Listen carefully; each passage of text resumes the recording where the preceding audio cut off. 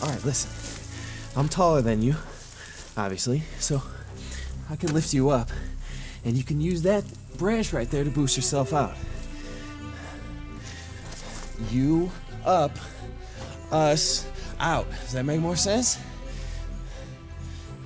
Yeah? And then you can throw something down for me to climb out.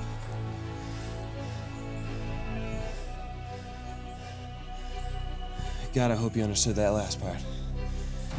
All right, come on. All right. So guys, really appreciate you working with us. We're trying to navigate something where we're not really familiar with, but here we are. So thank you all for joining us. My name is Brian Redhead. I have brown hair, light skin, I wear glasses, I have a beard, and I'll be moderating the panel discussion, audience Q&A portion for this evening. I'm glad you guys have me here. As we strive to create this panel to be as accessible and as inclusive as possible, we are joined by sign language interpreter Carrie Ann. She's in the top right if you don't see her. A couple announcements about the platform. You should see a chat box to the right of your screen that will allow you to converse with everyone here. Please use this as you'd like. In that chat box, you'll see a Q&A tab. Please use this for any questions, and I will get through them during the audience Q&A portion. As we move forward, I do have to say, wow, what a performance. To congratulate the cast and crew of their amazing performance. Please feel free to use that chat box mentioned above, and they'll be easily able to take care of any of that. Thank you guys so much. They really appreciate it. Before we get started, I want to thank Mr. Fernando Mico for and the Nova Film and Capital Film Market for the amazing opportunity for hosting this opening night screening of Names on the Wall, and of course, for allowing us all to meet here afterward. I'd like to thank their sponsors, the Virginia Film Office and Laurel Channel, for their continued support. I'd like to thank Paul Jean of Filmocracy for running this platform and allowing us to gather in this virtual space.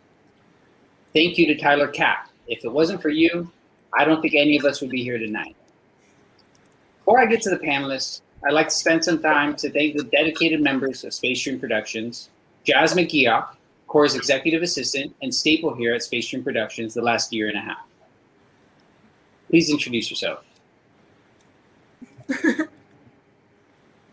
I'm Hispanic, and I have dark curly hair and glasses, and I usually always have a smile on my face because I love everybody here. I'm happy to be here, and I'm super excited to see all of you here, and I'm really happy to see where this goes. Yay! Thank you, John. Thank you for being here. I'm going to want to thank Stevie Collins, the post-production assistant, oversaw the closed caption and accessibility for Names on the Wall. Hi, thank you. My name is Stevie Collins, and I am 28 years old. I'm light-skinned, I have brown hair and glasses, and I'm wearing a black dress. I'm really excited to support accessibility for this movie. It was an amazing job and really included just amazing. It was special and wonderful and amazing. Thank you so much, Stevie. I also want to thank Erica Taylor, who just popped up. She's the supporting lead for Catching the Light, a Space Stream Production feature film that's currently in post-production. She's also the social media manager for Catching the Light Social. Thank you so much, Erica. You're welcome. Hi, I am a young female with brown hair that has a little bit of mermaid coloring in it, glasses, and I'm wearing my favorite purple, it's not purple, it's blue and white dress. Yeah, so check us out on Catching the Light Media on Instagram and Facebook. Thank you guys for being part of our team. It's truly a blessing. And also, thank you to the panelists who have put in to make this project happen, bringing these characters to life and to reunite to tell their stories here this evening. After I mention your name and title, please introduce yourself. Koura Linda, executive producer, director, co-writer, producer, production designer, co-editor, unit production manager, casting director, post-production supervisor, final audio mixing sound design supervisor, location manager, and makeup artist day 2. Thank you for making this happen. Hi, I'm Koura. I think technically, I'm just going to jump past for a second. I think Erica and Stevie. Oh, we can have everybody up there. Okay, cool. Never mind. I was thrown by the 9 count. Never mind. I'm Koura. I had the amazing pleasure of working with all of these wonderful people. I am a young woman with young light skin and dark hair, and I'm wearing a green and I guess orange and yellow dress with a Jewish star necklace. Awesome. Thank you so much, Koura. I also want to introduce Spaceship, the associate producer, co-editor, music supervisor, composer, musician, final audio mixer, colorist, visual effects, and behind-the-scenes camera op. Hello. Hello. That's about it. I have brown hair. I have a beard and a goatee type thing. I'm wearing a red and blue flannel shirt, and I'm happy to be here. I'm happy you're here. I want to introduce Nick Gambino, the writer, the executive producer, costume designer, and on-the-spot jewelry savior. On-the-spot jewelry savior. Oh, that's a good one. Never heard that one before. Hi, I'm Nick. Dark hair. I guess this is a beard. Dark beard. Checkered plaid. I'm not ready for this. I've got 2 of my favorite movie posters behind me, Back to the Future and Beverly Hills Cop. And good to be here. Yay, jewelry savior. Awesome. Well, thank you for being here as well. Moving on to Melissa Tracy. She was the second unit director, she was the stunt choreographer, and she was a stunt coordinator. Hi, nice to meet everyone. I'm Melissa Tracy. I'm really honored to be here. I'm very proud of everybody. Everybody kicks some ass in this production. I have curly dark hair and light skin. Nice to see everyone. It's nice to see you. Brendan Healy, U.S. Soldier number 1. That's me. I'm an Irish American guy, about 6 foot, wearing a green bandana to match my green eyes and brown hair. Awesome. Well, thank you for being here too. Doan Nguyen, Viet Cong soldier. Hi, everybody. Hi, my name is Doan, D-O-A-N. Doan Nguyen is my stage name on the movie. My name is Phuc Doan, and I am 18 at heart. Wearing a dress shirt with a V-neck,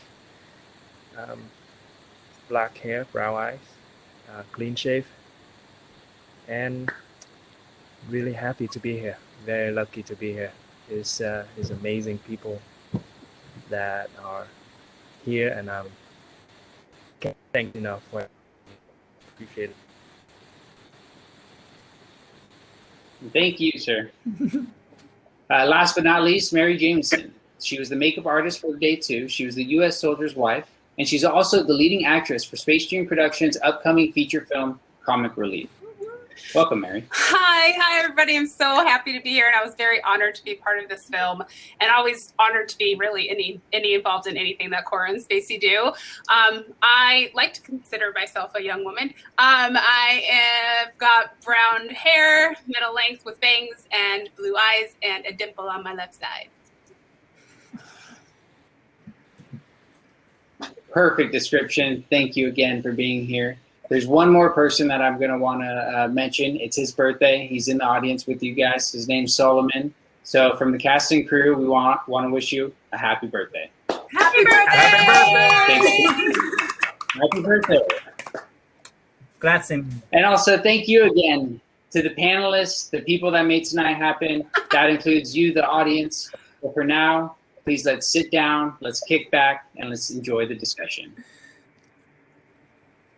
To bring it towards the start, the beginning of this project, Koura and Nick, how did you two find each other, and what drove the creation of this story?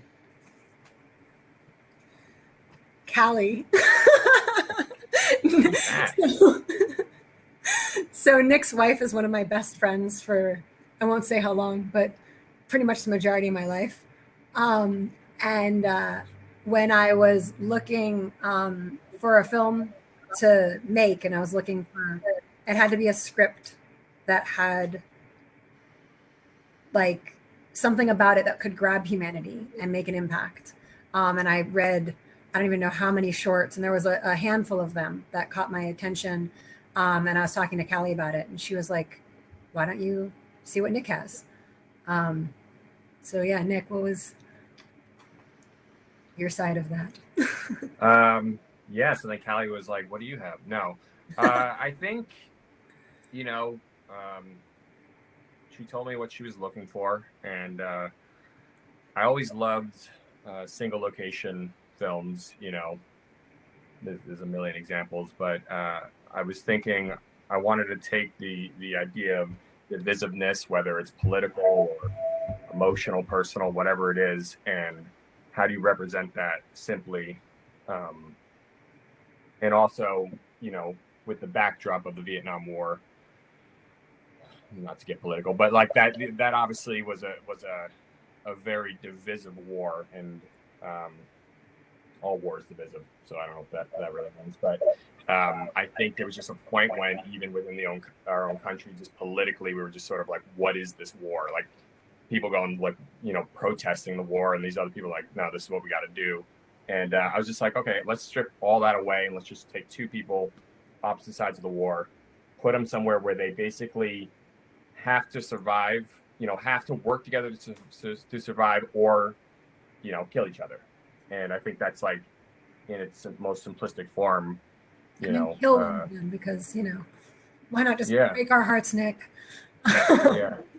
And I love morbid endings. No, it's not true. No, I felt like that's where it kind of had to go at the end. But yeah. So then I wrote the thing. Then we made it. It was that easy. No. Yeah, totally. We just took it off the printer and went to set. It's like 2 years before we even hit set. Yeah, I know. Yeah. I was living with you guys at the time, I think, when That's right. Yeah. Yep. I was living in Virginia. Oh, I should say, because this is what are you doing? Because this is the Northern Virginia Film Festival, I should say that Nick is a Nova native, and the script was written and developed in Northern Virginia. Yep. Falls Church. Yep, Falls Church. Yeah. You guys' old house. Anyway. Awesome. That's truly interesting. This film was nominated here for best director, best drama short, and best film short. So right away, I mean, you guys made something powerful. Choreography. Well, and best action choreography. I know I'm going to get to that though, but you guys get those awards. Shout out Melissa. So yes, it got a whole bunch. Okay, so it did good. But I want to direct a question kind of towards the entire panel, maybe open up a little bit of discussion here. What's, you know, one of your earliest memories of the project? Maybe how did your first meeting go? Your first audition, your first reading?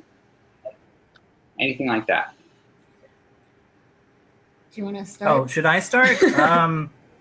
I mean, we got married in a fever. Hotter than a pepper spray. Anyway, no, we actually got married just before she flew out from the East Coast to the West Coast, and I had never been on a film set before, so this was my first. I got dropped in, holding a bounce, kind of like running, grabbing things, and scuffing up props like hours or minutes before we needed to shoot the thing, and that was my experience. I just got dropped into the middle of it. My presence is more known in the post-production phase, so I really can't speak to, other than it was just amazing to see creatives like on-set, director, Koura, of course, actors Brendan and Fook, and Ian, who can't be here, but he's amazing, amazing, super creepy. Yeah, just everybody, and also Mary, and then Keith, who's the young actor, on the second day of shooting. All just so many great people, and all the crew and everybody. So yeah, I had a great time during the shooting. Anybody else? I think this is where everybody has to answer the question.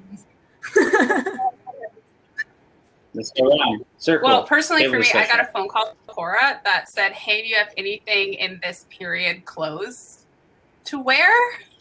Like the night before. And because Koura and I have been in productions before.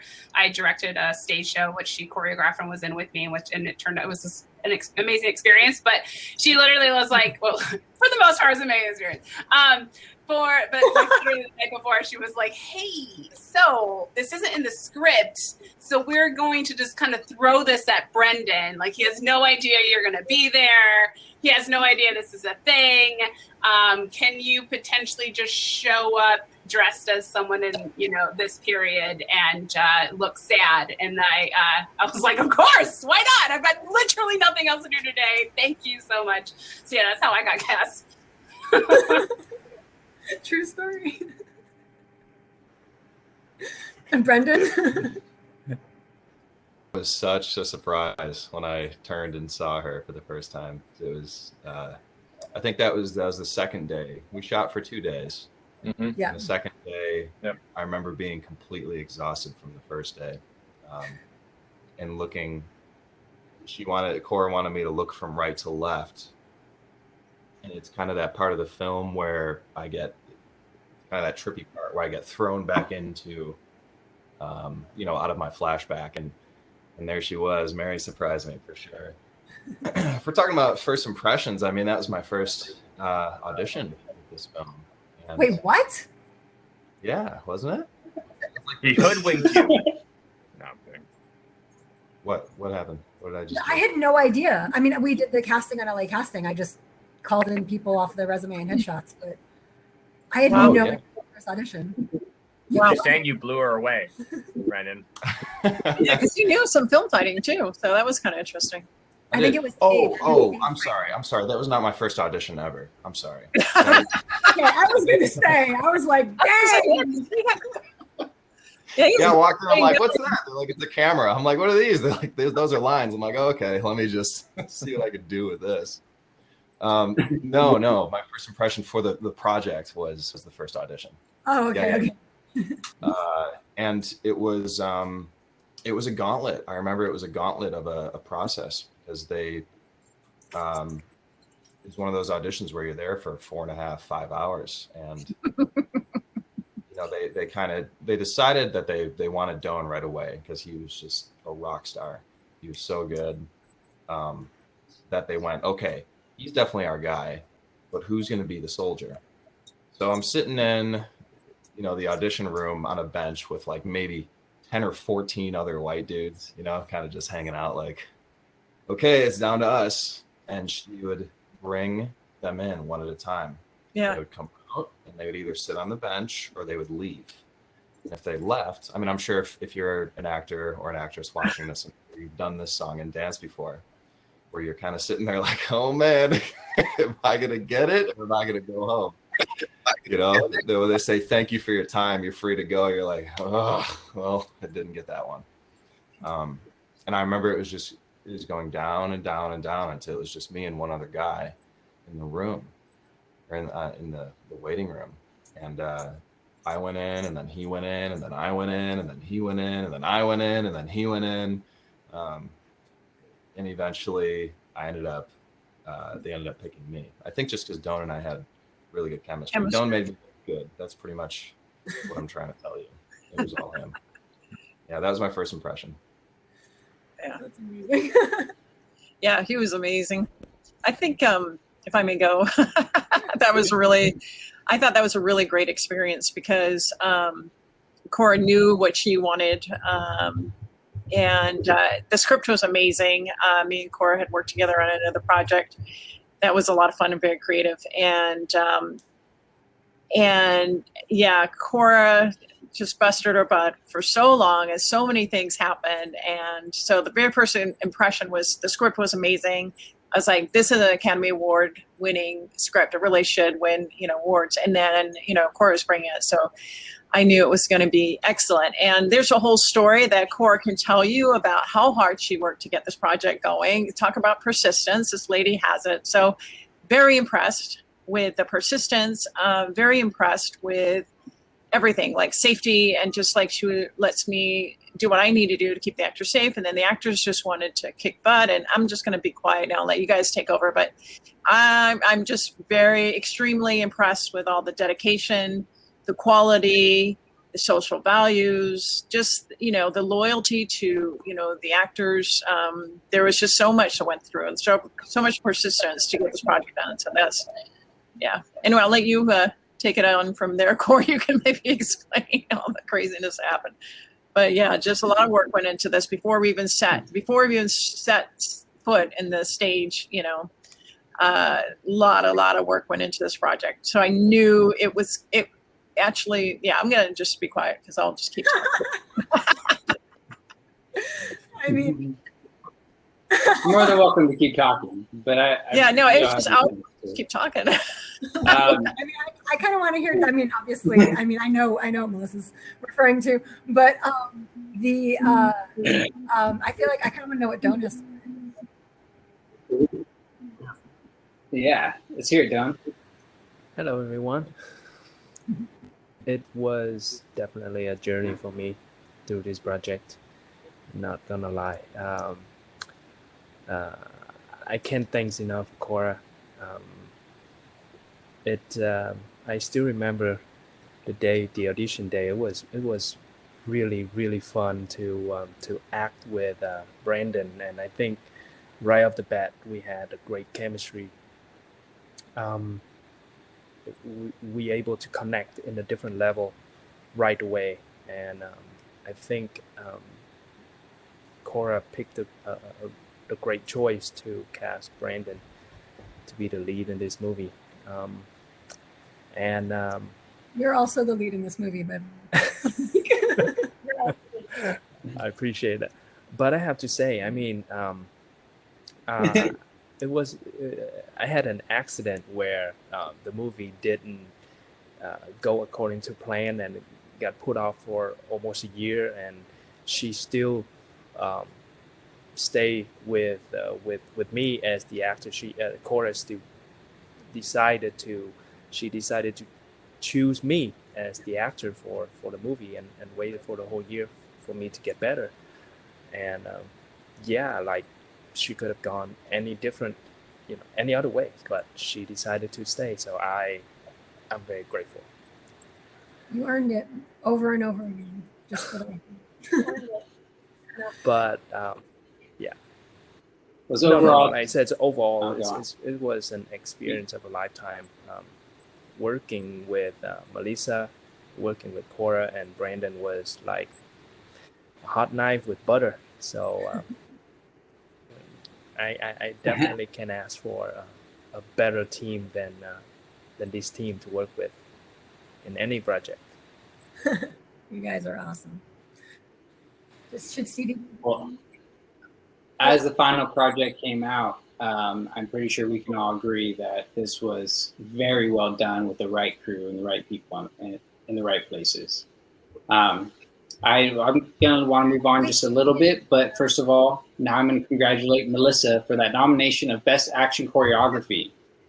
Can you tell us what it was like to choreograph these authentic fight style scenes that were so specific to each character? So what I did is did research of the time at the Vietnam wartime, and find out and talk to people that had actually served in the Vietnam War, and find out exactly the styles that they were fighting with, which they were Army trained. So Brennan was fighting with more of the rifle, using basic brawling techniques, and using his rifle to fight, because they were often shown how to use a rifle to fight with. Whereas Don's character was more doing close combat, was more of a close martial art that is close combat with lots of knees and elbows, and that's the style that we're using in Vietnam at the time, was a lot of knees and elbows type fighting. So that's what, when I was working with them, that's what we that's why I choreographed for them and for the team. And since they hadn't really done any, you know, extensive film fight or anything like that before, they had to learn from scratch. So basically what I did was work with Koura.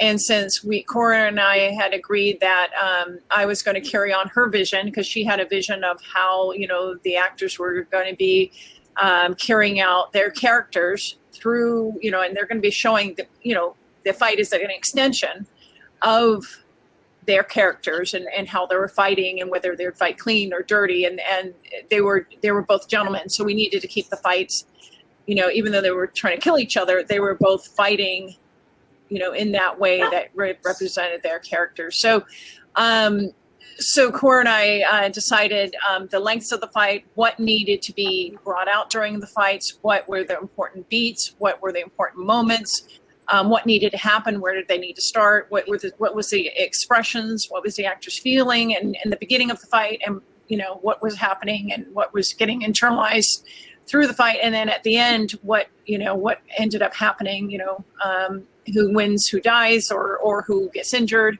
and then what is their, you know, what needs to happen. So it was all a lot of work that Koura and I worked together to find out, you know, what exactly needed to happen with the actors. And so I choreographed the fight scenes to her vision of, you know, what the characters, you know, were doing, and then also what needed to happen. So I just worked it out, you know, with the actors. Also, we had to figure out that Brendan was a really tall guy and was a smaller guy. So we had to we had to have fights that made sense for that.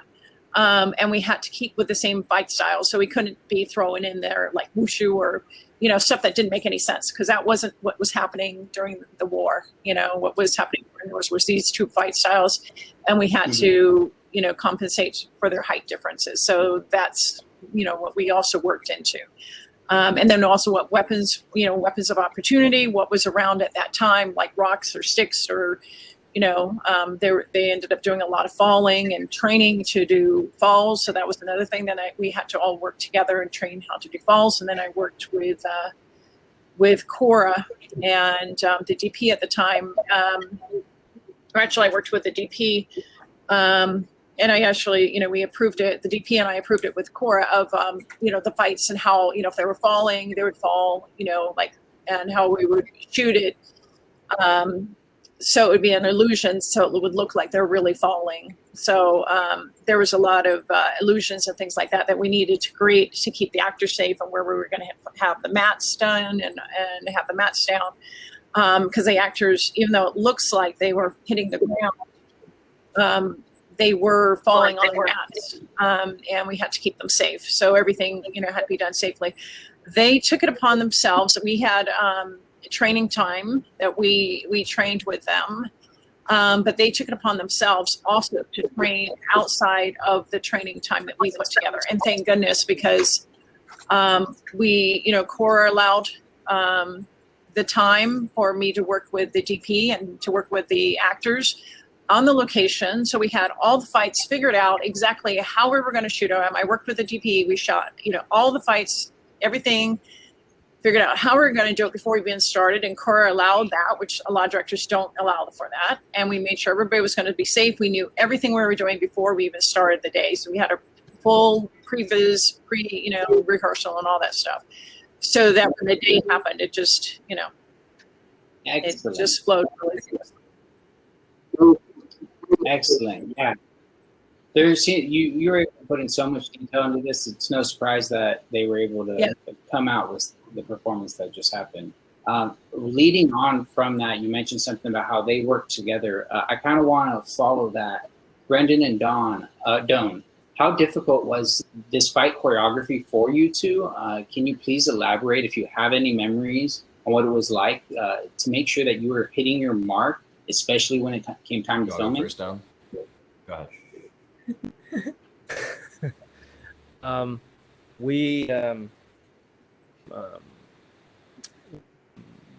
For the rehearsal, Melissa had a lot of great input. She pretty much broke down the action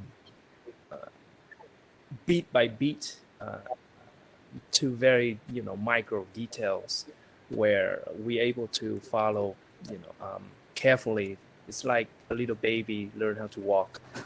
But on top of that, we were able to have decent space to practice, right, Brandon? Like we were practice in my apartment, and we just literally rolling around and just like wrestling with each other around like two college kids, in the dorm room. It was fun, and yeah, we spent hours and talking about the actions and what would make sense for us. And when we got to the set, Melissa and Koura really helped us out with how the action would work with the angle of the cameras. And I have to say that they were so thorough with everything. I say they cover all their bases. So I really didn't have to do much of improvisations or any extra steps, right, Brandon? Like we were very fortunate to able to get it down very smoothly. We were, yeah. I mean, Melissa spelled everything out for us. I hadn't had most stunt experience I really had was when I was a kid. I have 3 siblings. We would wrestle each other on this like queen size mattress in my mom's basement. I don't know, it's called the WWE now, but it was called the WWF back in the day. So we made the HWF, which was the Home Wrestling Federation. So that was like all my stunt experience. That was pretty much all I had. Wait, you had stunt on your resume, Brendan. That's why we cast you. Yeah, I mean, that technically counts as stunts, But I remember that's why we tested him. Because we tested him in the casting room. You did yeah. No, he knew how to throw. You somehow knew how to throw a film punch. I've been doing this since I was in 4th grade. So, somehow. And then I stopped at like 7th grade, and then picked it back up for this film. Remember. Hey, Koura, it was the learning. Brendan, you wanted to learn, and that's what Koura and I talked about. That the other guy had more stunt training, a lot more stunt training. But Koura, that's right. Yeah. Brendan, the other guy had a lot more stunt training. Brendan you had a much better attitude, and that's why we picked you, even though you didn't have a lot of stunt training. That was what it was, Koura. It was his attitude that got him, and the energy with Don. That energy was not. We couldn't take away. There was that special energy that nobody else had captured. It was. Well, and I was like, I can train him because he's got a good attitude. He's got a good attitude. Yeah. I can train him. Remember? Yeah, that's what's. Yeah. You made it very. Yeah. You made it very good for us. We kind of with stunts, you kind of figure out what the choreography is, step by step, and after you kind of get the hang of that, you do a little faster, and then you do a little faster, and then you do a little faster, safely, of course. So Don and I just practiced it over and over and over and over, and of course, you practice it at. We were practicing at Melissa's gym that she has there. And then we were also practicing in an empty apartment. I'm sure the neighbors loved that. And once we got to the location, there's always that kind of curveball of, okay, so we were doing it this way, but I think it actually works better this way. So there was those hiccups that come up inevitably. Fantastic job with that. Honestly, it looked so real. Yeah, everybody that was fantastic. And I mean, there's a reason why I got nominated, was not just because the choreography, but the actors that were involved. Amazing. So I'm gonna move on for a little bit. I'm gonna address back to Koura. The true reason why we're all here tonight. This project, it grew and adapted through so much to get to the point where we just witnessed. How did these challenges make you think as a filmmaker? What did it take to overcome just some of the adversity you faced? And do you have any advice for anybody that might be willing to travel in your footsteps? Whew. No, don't go away. Stay here. So I will say that this film was definitely an adventure, down to the fact that when Spacey and I sat down, like, okay, we're going to finish it. We're going to get it edited. And we plugged in the computer to start. We had just moved, and I guess the wiring wasn't that good. And when we plugged in the computer, it exploded and went up in flames. So thankfully, there was a backup of the footage, and we were able to recreate what we'd already edited and go ahead and finish it. But that kind of felt like the perfect sort of like cherry on top of the existing production process. I guess the advice that I would give to anybody is know your vision, know what the story is that you want to tell in your heart, and don't ever let go of that. I had a very strange experience, and I say strange because I am a female in the film industry, and this doesn't usually happen. And I think this speaks to my team. I was supposed to be the producer and production designer is what I was originally getting the film made for. I was going to produce it, and I would hire a director to direct it because I'd never, I wasn't a director. And as we were going through, I'd worked with Nick on developing the script. I was working with the casting, working with the locations. Like I was doing all these things kind of as the producer.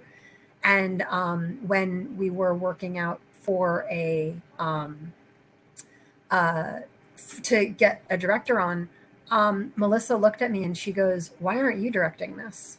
And I was like, I'm not a director. And then I went and talked to Nick because he and I were basically the loan for the film. It was in our names, and it was as much his money as mine that would go away. And I asked him, like, what is part of the questions? Sorry, Spacey's preemptively answering a Q&A question, and I'm stopping him. I know, but Brian's going to be asking that question. Shush. The cute couple. So I asked Nick about it, and I was like, what do you think? And he was like, yeah, you totally should direct it. Like, it wasn't even a thing. Like, nobody made me feel weird or like I couldn't do it or like I should be worried about being a woman directing a Vietnam War film. It wasn't actually until I started entering festivals that I started hearing, well, that's not really a female film, or, you don't really qualify as a female filmmaker. And I was like, I don't? Why not? So I would just say to anyone who wants to follow their dreams, do it. And then surround yourself with people who don't put stupid restrictions on you. And if you are somebody who maybe is already in a position of extending that support to other people, if you see somebody and you believe in them, tell them. And if you think they can do something, give them a chance. And that's kind of become my sort of like driving force as a filmmaker, is when I see somebody who I believe in, I want to give them a chance, because I wouldn't be here if people didn't believe in me. So it's all their fault. Anyway. I know we all believe in you. So thanks for getting us here. I want to bring up another key player that might have came in a little bit late to the game. But if it wasn't for him, I'm not sure where we would be once again. So Spacey, hi. How are you doing, buddy? So good to see you. I'm doing okay. You mentioned earlier about being brought from your music world. What was it like being thrown into film production? Or you can go to a little bit more detail and the differences, and also you getting married into it. So, you're not really having a choice. How did that make you feel? Sounds like the mafia. Back in.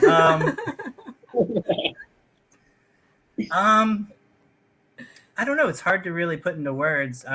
It's funny because the day itself, the shooting day, it's kind of burned into my memory because it was a long day. It was over the course of 2 days, so it was a long 2 days. But it was kind of thrilling to just be kind of a fly on the wall, and I was doing mainly like taking pictures of while things were happening, and just kind of being there as needed. Holding the bounce. Holding the bounce, as previously mentioned. It's just interesting coming from the perspective of somebody who'd never been on a film set, but somebody who, you know, I love movies. I love anything creative. It's kind of cool to be part of the process in a way where you can sort of step out and in as needed and be able to observe. So I guess I have a unique perspective on the making of this film, and in the sense that, you know, I also worked as an editor on the film, so it's kind of cool. Well, realistically, though, we could talk about that, because this is me diverting from the question a little bit. It was kind of cool at a certain point early on in the production, like within the first 6 months after wrapping the film shooting.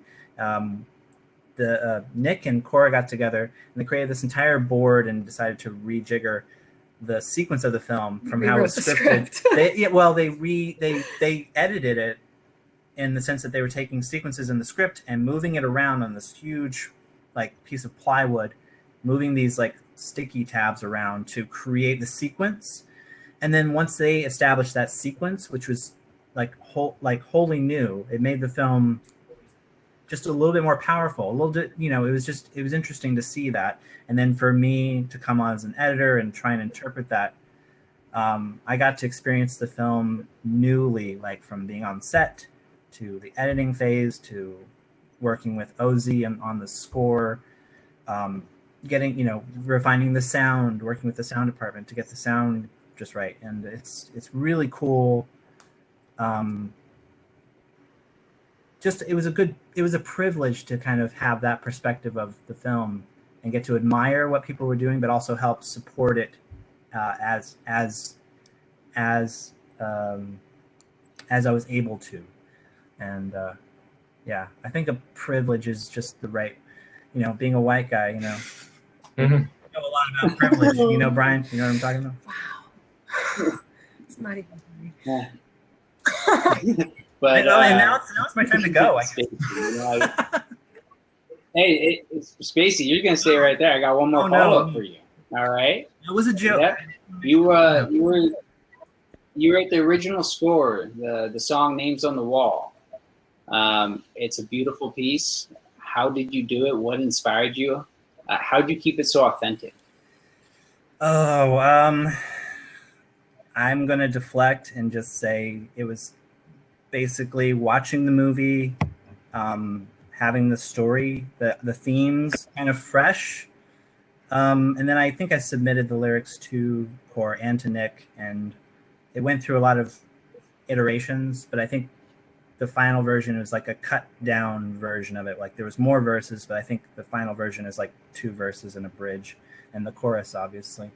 I think really having Jason Shepard, who's the real singer, like he has this Johnny Cash quality to his voice. Having him sing the song, it was kind of it was more like what kind of songs, the songs that I usually do has a certain energy, but it was a lot faster when I originally did it. And then bringing in Jason to sing, he's a veteran. He's still, you know, he's like the real deal. And so him singing the song carries a lot more weight than I writing lyrics could ever. But I guess it's kind of like what a writer does, is they're hoping that they can populate an actor in a way to interpret the text and bring it to life. I guess that's kind of what I was hoping for, and he did. And that's really what makes the song, is the performance. But it was also just all it's a constellation, you know, like there's so many parts that inspire me, so many things behind the scene and on the screen, and you know, they all inspired it and led up to it. Yeah. Well, we got to the point where we're at again today. So amazing work. Thank you for doing what you do. So we're going to get to the audience Q&As in just a little bit. I want to ask a question regarding the history of this. There's a lot of history at the beginning that I'm not sure if a lot of you are aware of two presidents speaking. It's the Vietnam president at the time, and it's the United States president at the time.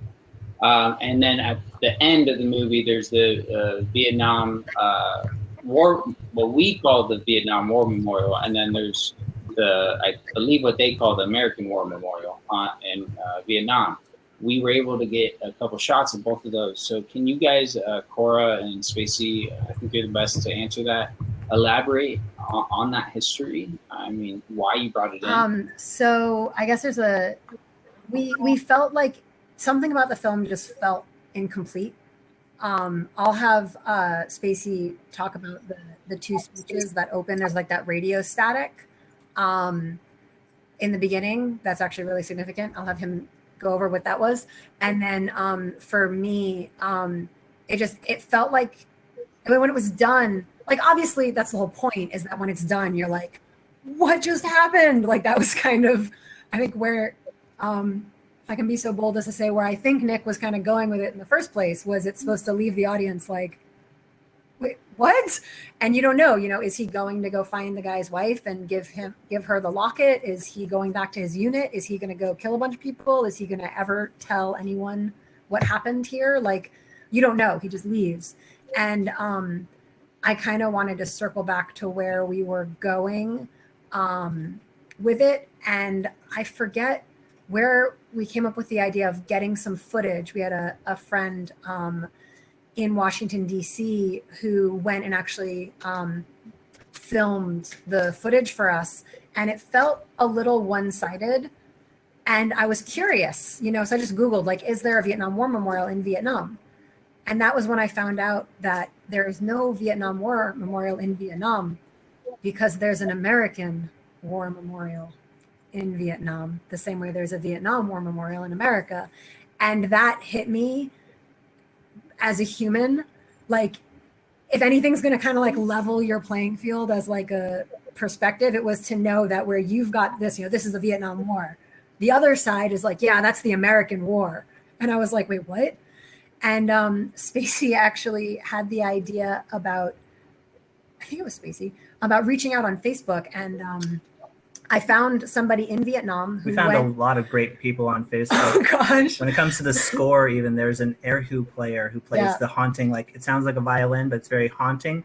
I found them. I went on to a Facebook group for erhu players. It was suggested by our composer that they wanted an erhu, and I had to find somebody who could do it. And it's like the world's foremost erhu player who lives in Japan, but they're from China. So it was somebody. It was like this guy is like, oh, my teacher, she can do this. I'm like, okay. And then we found out all she wanted in compensation was IMDb credit. So which was about all we had left that's in all our we budget. really, So that was good.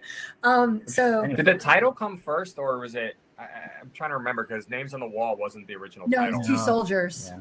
It was Two Soldiers, which was just generic as U.S. Soldier number 1, U.S. Soldier number 2, and Viet Cong. I mean, the whole point of that was just to make them face, like, nameless, right? I like, know. In a way, like this could be anybody. I wanted to name them too, because their IMDb credit looks so janky, like U.S. I know, but I didn't and I'm like, but we can't name them. Yeah. No, and I get that, like, from like if there were extras, you'd be like, okay, whatever, but they're the main. But I mean, that was kind of the point, right? Just keep it like this could be anybody. Yeah. In a war, like you put a name to it, then you just like you kind of like. You condense the story to like, oh, this is just their story. That's it. It was like, no, this probably happened a zillion times, or versions of this, or whatever. But the Names on the Wall, which was, I didn't even come up with that title, and we argued over whether there's going to be names on the wall or names on a wall, and I lost. I wanted a wall so bad, and then you were like, hey, we'll put it up to a public vote, and I'm like, all right, I'm going to win this hands down, and then I lost. So Names on the Wall. Yeah, so it became Names on the Wall, but I can't remember if that was like, if that then spurred on like the War Memorial stuff at the end and everything. Like it almost all came from that title. Then obviously the name of the song and the song itself and those. So it's like once we nailed down that title, it's like all these other like opportunities and themes kind of became recontextualized. We were able to do so much more in post. Yeah, and we one of the things that I wanted was like, especially because this was a short film. This was my first film, like a lot of us were like, these were very early on projects for us. I didn't want to have like, you just saw our 20-minute film, here's 10 minutes of credits. So I wanted to focus on as much story as I could work into that. And so when we got the footage from Vietnam, which by the way is under armed guard, and the guy who shot it came back and told me, he was like, I got some shots, but I want to get some more. He goes, I just have to go back. He's like, I have to be careful because there's soldiers there and you're not allowed to have cameras. And I was like, do not mess with the Vietnamese military. Like, this movie is not worth it. Thank you. These shots are great. We're good. He went back though. He went back. And apparently the guy that was on guard that day was a big fan of American movies. And he basically looked the other way and was like, and like let him go in and get all these shots. And the thing that struck me the most when I was editing like that part is when you go to the American one, it's full of people. It's full of, you know, people touching the wall, leaving flowers, bowing their head, all of this stuff. And then when you look at the one in Vietnam, it's just empty. And like nobody even stops. Like it's just the traffic going by in front of it. And it made me wonder like how many Viet Cong soldiers had a story like ours, and where did they go and like what happened. And it just, anyway, it kind of like spun my head a little bit. And the fact that it's, yeah, anyway, so that for me, those two things in the, I'm seeing the side in the chat, Brendan, you're amazing. So just for the record, so literally like the fact that these guys were able to take that heart and bring it to stage,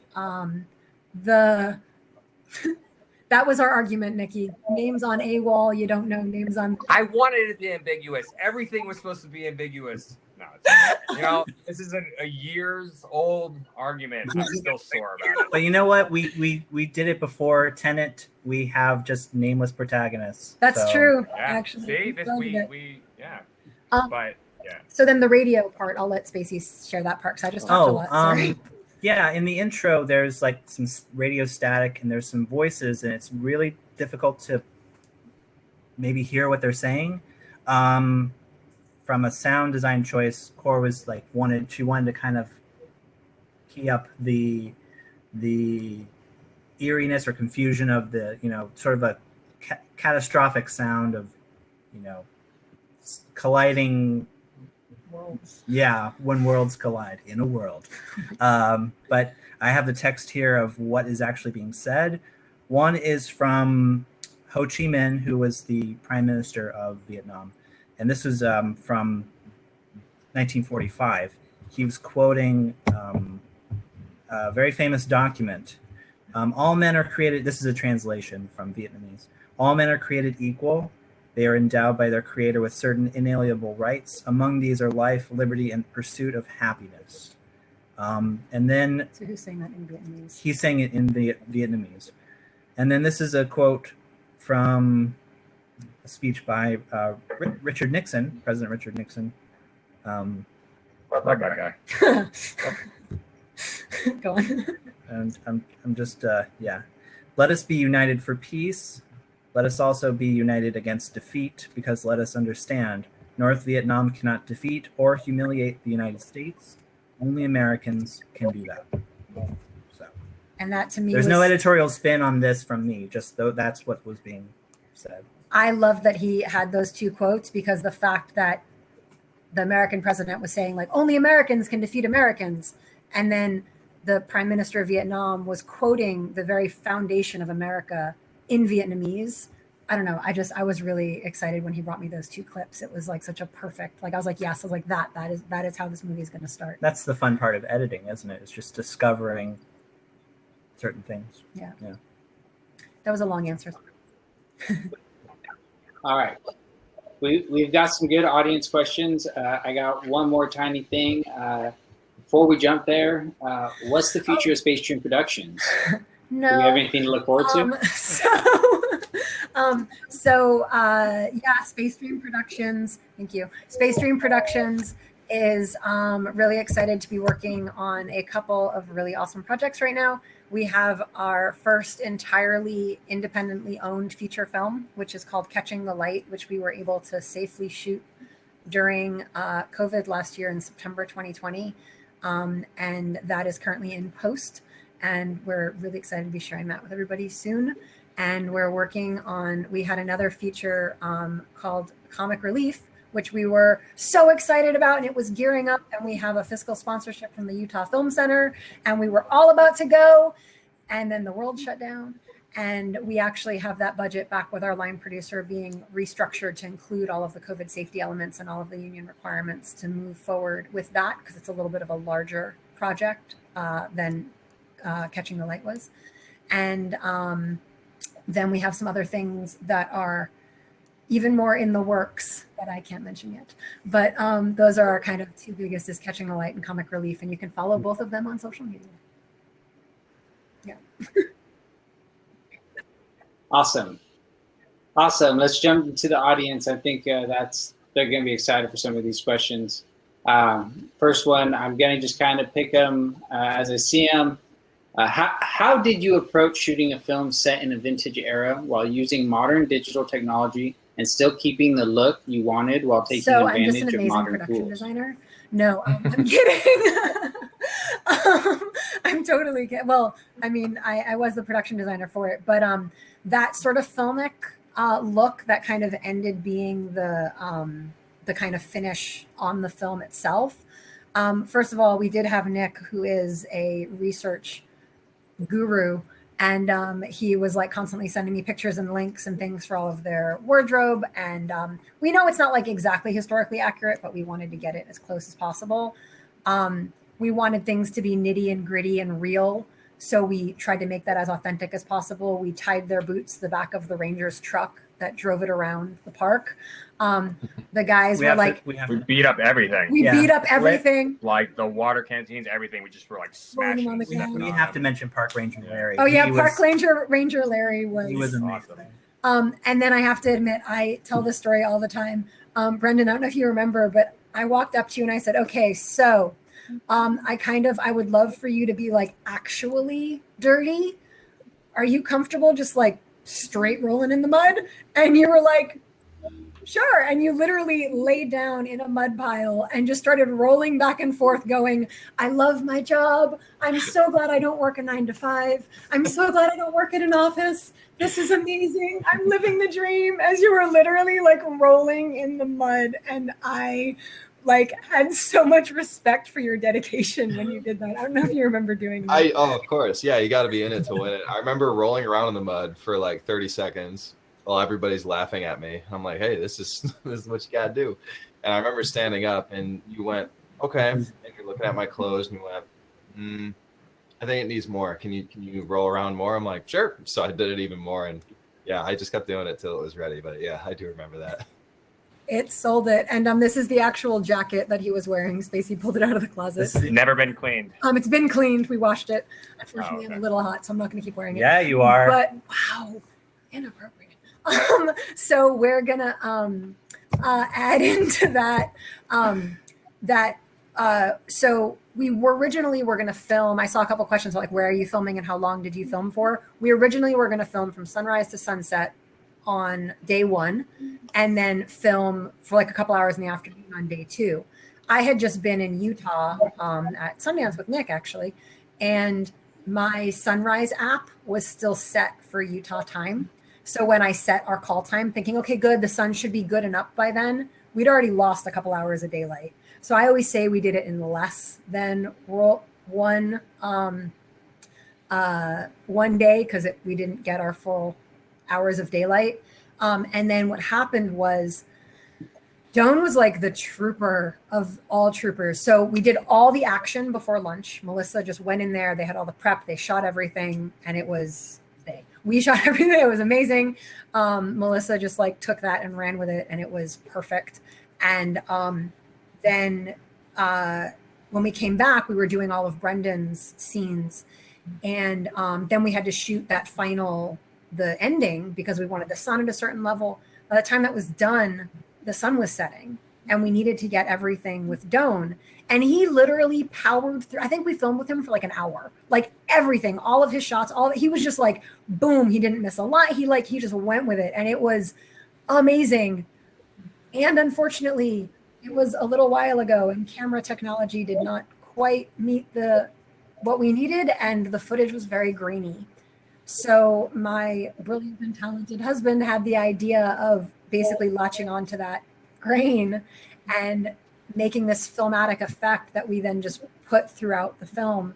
And it was one of these like happy accidents where something went wrong and we could have just been like, oh, this looks bad, or we could have tried to fight it, or we could have like tried to grade it in a way that didn't make it look, but instead kind of like everything that happened in the film, whenever something went wrong, we just kind of went with it. And, you know, we had to wait for a year, we waited for a year, and it all worked out amazingly.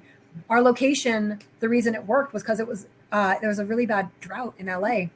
That was a riverbed. There is no pit. We were filming in a riverbed. And yeah, so anyway, the short version is, to answer that question, we had a really awesome creative team that really went for authenticity at every single layer. And then to put a kind of finishing ribbon on it was Spacey's final processing of the finished product.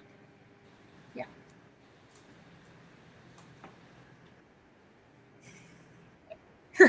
Wow. It worked. So, got another question here. While it definitely works and portrays the senselessness of conflict, were there any nerves going for such a gut punch? I mean, I'll say this, and then I'll have Nick and anyone else who wants to speak about it. Nick and I, we argued about a couple things on this. Only a couple. It's a good thing you're married to my best friend. The blood spray in the end, I didn't want to be that graphic. And we went back and forth on that a lot. And Nick's an awesome person to collaborate with. He was definitely, you know, he was open to changes. And like when I was like picking the script apart and we're changing things, and he was like going with things. And if he ever put his foot down, I knew that it was because something about it, we lost somebody. I knew that it was because something about it like really meant something. So he really was like, we have to have that. It needs to be that graphic. It needs to be that sort of visceral. In the end, I was like, okay, fine. And we even beefed it up a little bit with some effects from a really awesome post-production effects guy named Alex. And it was weird. The ending is what drew me to the story. The fact that it wasn't just like, we need to get along or we're going to die. Because that's kind of like, we know that. We're still not getting along with people. There's still, you know, racism and poverty and, you know, income discrepancies and sexism and misogyny and blah, blah, blah. But to hit it that hard, like when I saw that, I was like, that's it. Like that last scene was what grabbed me when I read it the first time. And I was like, this makes the point. And there's little nuances that I don't know if anybody notices, but like when Ian, US Soldier 2 is saying, we're your friends, huh? It cuts back to Brendan and he's processing this like, whoa. And Brendan looks down and you see that Doan's finger wasn't on the trigger. So when Doan had the gun up, he grabbed it out of reflex, but even with all of his training, he wasn't going to shoot. And it was all of those little things. So like, while for me anyway, the fact that it was so raw, that's what got me. And I was like, this is the story that I want to tell, is this exact ending. So Nick, I don't know what it was like for you, but that's how I felt. Yeah, ditto. No, I remember we were like this close, to taking out that shot of Ian. Because like technically, I guess per like physics or whatever, like his body doesn't react the way it would if a bullet was going through his head. And we're like, so like eventually it was just sort of like, well, this just tells the story. Like this is what happens. And I think it's just interesting the way you guys even cut it, where you don't see Fuchs like actual like gunshot. You hear it. Yeah. So, and then you see his reaction. It's, I don't know. Just, I think it's just, there's a million ways you could do anything. You can cut anything a million ways. You could tell a story a million ways. And I just thought this is the way that story needed to be told. It was like, I don't know. Like we you know, it's a 25-minute runtime on this film. Yeah. And we were like, how do we basically make you care about these people? You know, that you're going to know for maybe 20 minutes of that runtime. Like you have to, and I think that's what, I mean, Brennan and Fook, they were really the ones that I think, you know, it was on the page, but whatever, right? Like they brought it to life. It's I only think like a really- 12 or 15 page script though, isn't it? Yeah, it was the original one was 12 pages, and I think at the end we had like 15 pages or something like that. Yeah. But no, I mean they just brought it to life, you know. And Ian, he was amazing because he's on it for like 20 seconds, if that. And you get every. I mean, in a short film, you have limited real estate, and so you have to be able to kind of get the point across quickly, but you want it to feel organic and not feel like this forced, shoehorned in, chemistry or whatever. And they nailed it. I think the actors just all killed it. So I agree. Yeah. Well, that kind of leads on to another audience question. And Nick, I'd love to hear it from you. What really made Fuke and Brendan stand out in their audition? Is there something? I wasn't even involved in beyond because those were all done in LA. I don't go to LA. Like, East Coast. Like I went for the shoot at the end, but I mean, Cora was sending me the audition. I was looking at them and she was like, these are the ones, I saw all the other ones, but she was like, these are the ones that I think this is, we had to agree on it. And I was like, yeah, they killed it, and, but then I met them, I guess the day before the shoot, right? Cause we went out there like the day before we blocked everything. And, I went and had to get the last bit of costumes and guns and, the kind of jewelry. Didn't show up. That locket, it was supposed to be a whole other thing. It's written differently in the script. I don't even remember exactly, but it's written differently, and the thing never arrived. And so, you guys are shooting, and I'm driving around LA trying to find a place to get anything that actually looks good enough for the scene. And I go to this, I don't know if it was a Zales or somewhere, and I bought a $500 locket, and I was like, can I please return this tomorrow? I need this for like 2 minutes. And they were like, I mean, yeah, just don't mess it up. And I'm like, all right, cool. So I brought it back and I handed it to Fuke, and I was like, please, this is on my American Express. This is not budgeted for. Just be careful. And he's like you can see he was like the pressure. He's like, I don't want this pressure. Can we just cut this? But I think we have a picture of that moment actually in the behind the scenes where you're took leaning forward and Doan is just like, He's like, I don't want that. I stared through his soul and I was like, I have to return this tomorrow. Please don't do this to me. And somehow it didn't even end up getting dirty, even though like they're covered in filth. This is like towards the end of the day, and I was able to return it the next day. So I don't know what that had to do with anything, but so I met you guys the day before, and I don't know, you guys had put in so much prep with Melissa and stunts, and we went to the gym where you guys were doing that, and I was like, God, they're putting in work. Like, you guys were just like on it, and you were very open and collaborative, and just good guys, and I think that's first and foremost, just kind of, I think it came through on the film because basically those two characters are good people, and yeah.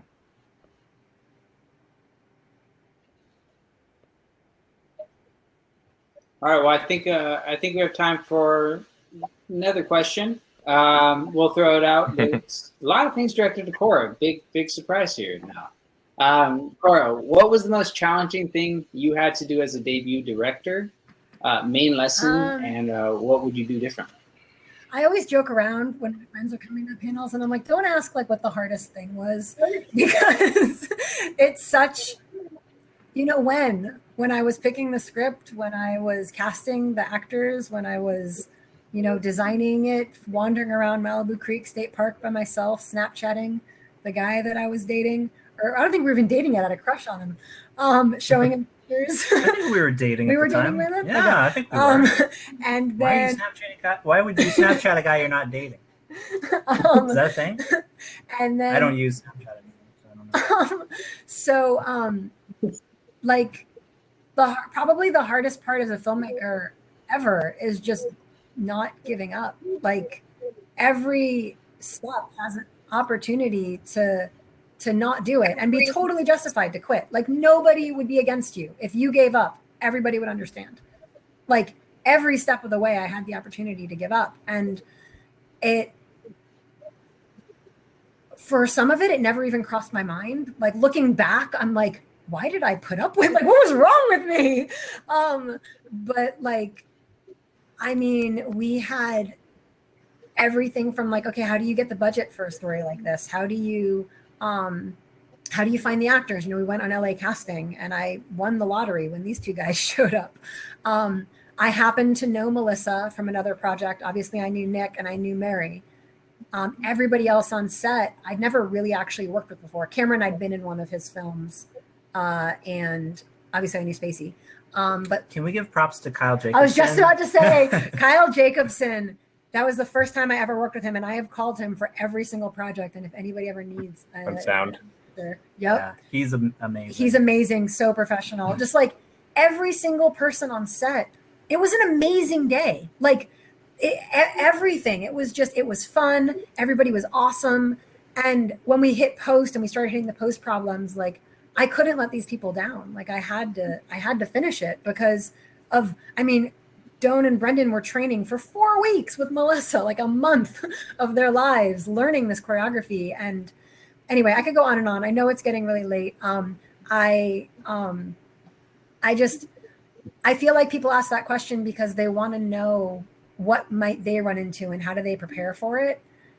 And I mean, Spacey and I have made about, I don't know, another 24 films since and projects, and you're never going to be prepared. You're never going to know everything that could go wrong. You're never going to, there is no answer to that question. And there's always new hardest things. There's always new hardest things. And the only thing I can tell you is just remember why you're doing it.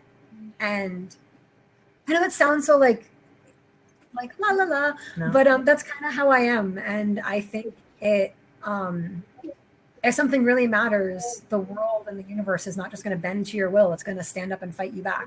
And if you're not willing to fight it and keep going, there's always going to be something that's your greatest challenge. And I once read a quote in like a random magazine, and it was an actress, and she said that every time you do something you've never done before, now you're someone who can do that thing. And that really struck with me because it meant that it's true. The only difference between someone who does something and who's like, you know, oh, I've done that, and someone who hasn't is they've done it. So I can't stress that enough. Just go into it with that attitude of I've never done this before. And after I do it, I'll have done it. And that's it. So yeah, I don't know. I hope that answers the question. I read a quote recently. It says, Spacey is one of my favorite people. That is all. I did realize, though, I just want to make sure before we wrap up, we didn't get Stevie's answer to the question about her first moment on the set. And I wanted to make sure we had that opportunity for everybody to answer the question. Or on the project, I guess. I was on set, yes. But I'll voice inside for myself to give the interpreter a break. She should. I was on set, but it's interesting because thinking about how it influences a person just watching it. When you're transcribing, you're fighting for accessibility. It's not just about translating the words and making sure the words are on the screen. It's making sure the sounds make sense.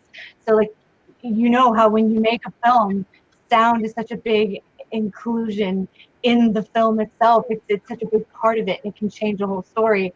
So when you're matching something like that and providing for people who don't have sound, you have to be able to match what they see with what you hear so that the feeling is the same. So from every footstep to every heartbeat to every beat of the fight, everything has to make sense and really blend really well. And so I have to sit and watch it over and over and over and over. And I don't see it as it's being produced. So I don't see that. I kind of see more of the end or the close to the end result. And so having that experience, it's like I cry for like 3 days because I'm watching it constantly and watching every second and every blink and every move so that everything is perfectly matched up, so that the accessibility for those who can't hear it are still able to get the same feelings, because it's not just accessibility, but it's about equity. It has to get the same feeling across, otherwise you're missing a whole giant audience of people. So it's really important. So it's just really, there was so much in this film that just got me, because I've transcribed things before, and it's a job, and I'm like, oh, that was a really good part, oh, I really like how that worked out. I've never sat and just cried for several days while trying to put it together and make sure it was perfect. I worked really hard on this to really try to make sure it was a really big fit, because it was such a good performance from Brendan and from Dawn and from really just everyone involved in this. You could see the importance that this film really has for everyone and how much they put into it. So it was really just a great experience for me, even though it was later on for me than everybody else.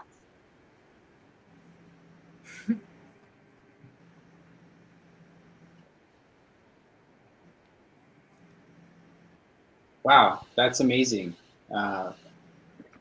Thank you for your work on the project. So much goes into that. So I know I've held a lot of you guys for a long time. I'm going to give it up to the panel again. If there's any last comments that you guys want to say, any last thanks, now's the time, or forever hold your peace. Forever hold our peace. Last festival, last panel. That's you. Oh yeah. And it's our first panel with everybody. We've never had a panel with everybody. Ever. No, now it's going to live on Prime Video, and that's it, right? Yep. Oh, that's right. I should say that. Yeah. So you can tell all your friends you love this movie. It is on Amazon Prime, even though Amazon said that they were shutting down their indie films. They weren't taking shorts. They weren't going to do it. Names on the wall. Like unsolicited submissions, they were stopping. But they accepted names on the wall, so you can go. We made them an offer they couldn't refuse. A really good short film. Congratulations, guys. You know, I do want to bring up Robert Redhead. I'm not sure if he's still in here right now, but he did make a comment earlier. I don't know if you guys saw that. Yeah. I'm gonna read that to you guys if you didn't see it. He said, "I had my brother's friends lost in that war, and some from high school before me. They were Huey pilots. I had my draft ticket to go, but it was just over before I was to go. Thank you so much for this film. I hope you can have a follow-up on this film." And that's so powerful, isn't it? You know, when you make a film about any war, really, but in this one in particular, the Vietnam War, there's people that had real experiences that it hits them so much. And the fact that Robert's saying, thank you so much for this film, and anybody else, you know, Koura, I'm sure you've heard multiple times, you know, thank you for this film. Thank you. This is, I was in the Vietnam War. I was there, you know, and, you know, just as an actor, like just tapping into that mindset of being in the Vietnam War was so incredibly terrifying. I remember playing gunshots and bombs going off, and just sounds of war, and how heightened your senses get, but your adrenaline that's released. All these soldiers that are out there, the adrenaline that's released only lasts so long, and then you have to keep on going. You have to stay at that level. So the fact that we made something like Robert's saying thank you for makes it all worth it for me. So, you know, Koura, Nick, Dawn, Melissa, everybody, Mary, everybody, like, we did good. Yeah, we caught lightning in a bottle, guys. You guys have raked amazing. Unbelievable. Yeah. My favorite is the audience. I mean, knowing that, like, it's one thing for us to be like, yeah, we love our movie because we made it. Knowing what it means to other people is what means the most to me, and knowing that it communicates to people and that it means something to them, and that it hopefully, at the end of the day, I hope it makes them stop and think about the way they look at other people and the assumptions they make about them. And it may be a Vietnam War film, but like it says in all of our press and everything, it's meant to be a story of humanity, and it's meant to kind of make us stop and maybe question the assumptions that we have and some of the preconceived notions or the things we're told to think about other people, as opposed to learning the humanity between us all. Yeah, my soapbox. No, my dad was well said. Yeah. My dad was able to see it. He passed away a couple of years ago, but he was able to see it, and he actually compared it to there's a science fiction movie called Enemy Mine, and they go to like Mars, you know, some foreign planet, and it's all about an Earthling who can't communicate with like a Martian or something, you know. So it was cool to have my dad like give his input and my dad served during the Korean conflict, so it kind of meant a lot to me to have my dad say he liked something that I worked on. It was kind of one of the few times that he voiced that he actually was proud of me for something specific, So it's what you said about the comment there just reminded me of that, and how this movie is kind of all tied up in my autobiography, like who I am. It's kind of like intertwined like forever. So thank you guys for being part of that. Thanks to the audiences who come and sit through ridiculously long panels and let us pour our hearts out to you, and just this team too. This team is amazing. I love you guys.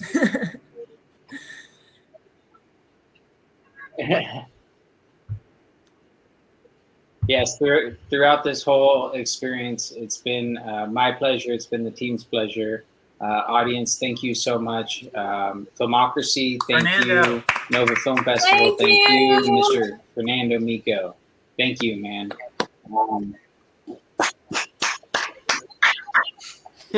So I hope everybody gets home safe. Do not drink and drive.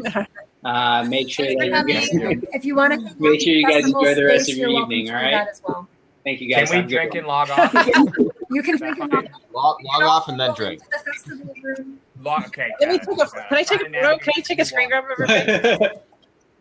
This was recorded. Log off and drink. Yeah. It was. Yep. So where do we go? So you're welcome to hang out on the floor. Where's the Instagram? The after party is going to be back in the theme forum room at the tables. Let's go. Okay. All right. Bye, guys. Congratulations, Love you all, guys. Thank you. In the forum room. All right.